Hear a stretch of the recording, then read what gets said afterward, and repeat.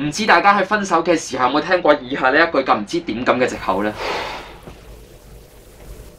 我太愛你啦，你值得一個更好嘅人。唔好啊！我唔值㗎，我唔值㗎。你睇下你，我就係最憎你份人咁冇自信㗎啦！我哋根本就唔夾。邊度唔夾啫？你咁專一，我咁花心，邊度夾啫？咁我花心啲啊！我中意第二個啊！你咁淫蕩，我仲點同你一齊啊？我太愛你，你值得更好，同埋性格不合，堪稱為感情線上嘅分手三寶。因為湊齊三個，你就處於想飛人之餘又唔認自己係衰仔嘅不敗之地，就好似當年劈咗士多啤梨樹又打撚死都唔認嘅牛頓一樣。佢一路劈一路唔認，一路劈。但係劈樹嗰個係華盛頓喎，仲要唔係士多啤梨。咁你個牛頓點認先得㗎？唔認衰仔嘅男人都未算最撲街，最撲街係俾完綠帽你戴，然後再屈翻係你唔啱嘅女人。你要點先肯信我啊？講咗冇嘢就冇嘢㗎啦！我就係最憎你啲死人態度㗎啦！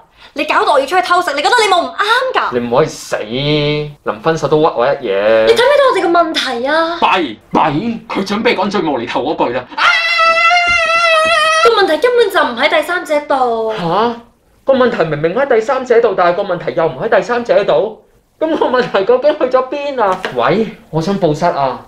我同我女朋友個問題唔見咗啊！係啊，我都知佢喺度，但係佢老閪都話唔見咗嘛。算啦，個問題唔見咗，遲啲可以揾翻。但係有單嘢我依家就要搞清楚先。分咗手之後死都要做朋友嗰啲人，究竟係咩玩法呢？俾人飛嗰個就話要見多啲，爭取機會復合啫。飛人嗰個你又走又唔走，到底搞咩家伙啊？原來呢啲友誼第一嘅 MK 覺得分手冇必要做到咁小氣 keep 住嬲大家。你梗係冇嬲㗎，依家係你飛我，又唔係我飛你。我哋分手啦。係你仆街，可能寫得屌。又唔使走住，分咗手都可以做朋友㗎嘛，係咪？其實我唔明咗好春內㗎啦。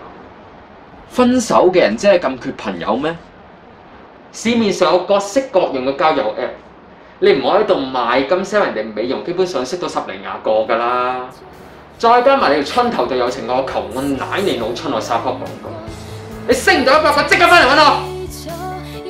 其實分手就分手啦，唔好再搞咁多嘢啦。一係你唔好揾我，一係你唔好再理我啦。分開不等於思念中斷，時光會往返嗎？跟他相識多一次，再度相